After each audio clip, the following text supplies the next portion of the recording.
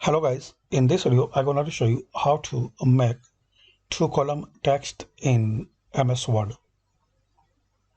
So as we can see, we have this one column as default. If you want to make two column text, so firstly select your alt text by manual or pressing Ctrl A. So select it, then click on layout. Here you will find option columns underneath page setup section. So underneath columns, click on this drop down and select two like this.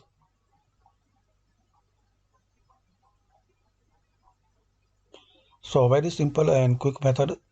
Firstly select your text, then click on this drop down and select two. And if you want to make three, so again select and select three like this. So hopefully you like this video. By this simple step we can know how to make two column text in Word.